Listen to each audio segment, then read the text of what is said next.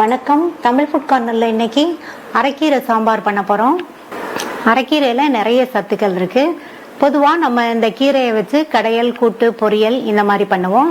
இந்த சாம்பார் டிஃப்ரெண்ட்டான டேஸ்ட்டில் ரொம்ப நல்லாயிருக்கும். இப்போ எப்படி பண்ணுறதுன்னு பார்க்கலாம்.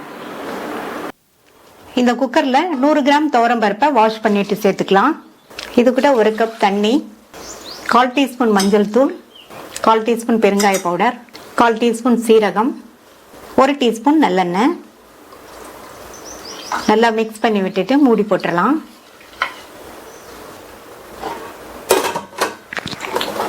ஸ்டீம் வந்ததுக்கு அப்புறமா வெயிட் போட்டு மீடியம் ஃப்ளேம்ல 5 விசில் வேக வச்சுக்கலாம். 1 கட்டு அரைக்கீரையை வாஷ் பண்ணி வச்சிருக்கேன். இந்த கீரையை சின்ன சின்ன பீசஸா கட் பண்ணிக்கலாம். சாம்பாருக்கு கீரையை முழுசா போடாம சின்ன சின்ன பீசஸா கட் பண்ணி போட்டாதான் நல்லா இருக்கும். கட் பண்ணிக்கலாம். 5 விசில் வந்துருச்சு. பருப்பு நல்லா கரெக்டா வெந்திருக்கு.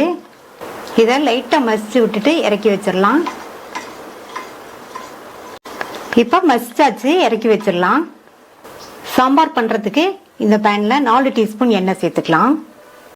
எண்ணெய் சூடாயிடுச்சு. அதுல 1/2 டீஸ்பூன் கடுகு. கடுகு பொரிஞ்சதும் இதுல 10-12 சின்ன வெங்காயத்தை இந்த மாதிரி 2 கட் பண்ணி சேர்த்துக்கங்க. சின்ன வெங்காயம் இல்லைன்னா மட்டும் நீங்க பெரிய வெங்காயம் சேர்த்துக்கங்க. கூடுமான அளவு சின்ன வெங்காயம் சேர்த்துக்கங்க, நல்லா இருக்கும். இது கூட 2 காஞ்ச மிளகாய், 3 பூண்டை 2 கட் பண்ணி வச்சிருக்கேன், அதையும் சேர்த்துட்டு இது கூட கொஞ்சமா கறிவேப்பிலை சேர்த்துக்கலாம். வெங்காயத்தை கண்ணாடி பதம் வர வரைக்கும் வதக்கிக்கலாம். பொதுவா கீரை சாம்பாருக்கு கறிவேப்பிலை சேர்க்கணுங்கிற அவசியம் கிடையாது. நீங்க விருப்பப்பட்டா சேர்த்துக்கங்க, இல்லைன்னா விட்டுறலாம். வெங்காயத்தை இந்த அளவு வதக்கிட்டு இது கூட ஒரு பெரிய தக்காளியை கட் பண்ணி சேர்த்துக்கலாம். பெரிய தக்காளினா 1 சேர்த்துக்கங்க, கொஞ்சம் சின்ன தக்காளினா 2 சேர்த்துக்கங்க. கீரை சாம்பாருக்கு தக்காளியும் நம்ம நிறைய சேர்க்க வேண்டியதில்லை. இது கூட கொஞ்சமா கல்லுப்பு சேர்த்து வதக்கிக்கலாம். தக்காளி ஓரளவு வதங்கி வரட்டும். மூடி வச்சிருங்க, தக்காளி வேகமா வதங்கிரும்.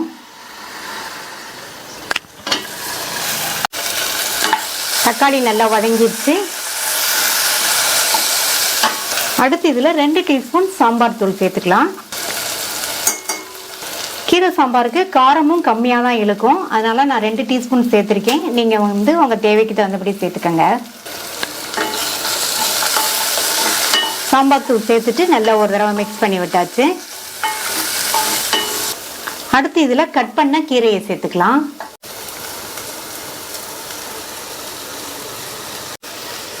கீரையை இந்த சைஸ்க்கு கட் பண்ணிக்கங்க, வெந்து வரும்போது கரெக்டா இருக்கும். நல்லா ஒரு பெரட்டி விட்டுறலாம்.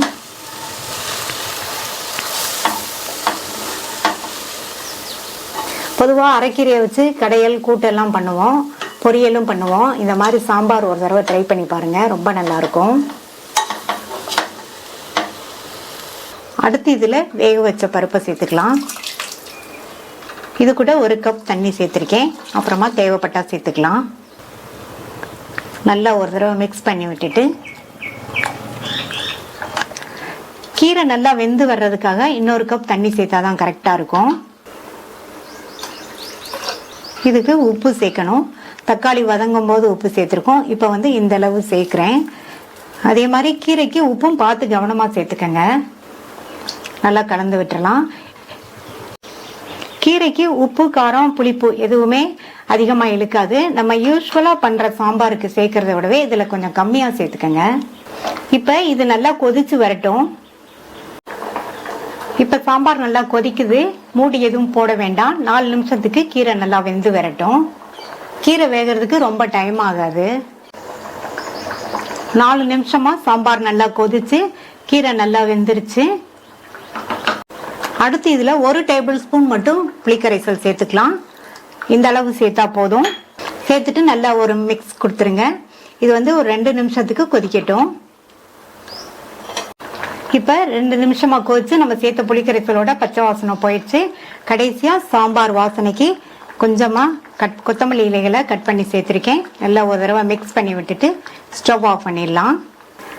ஹெல்த்தியான டேஸ்டான அரைக்கீரை சாம்பார் ரெடி ஆயிடுச்சு.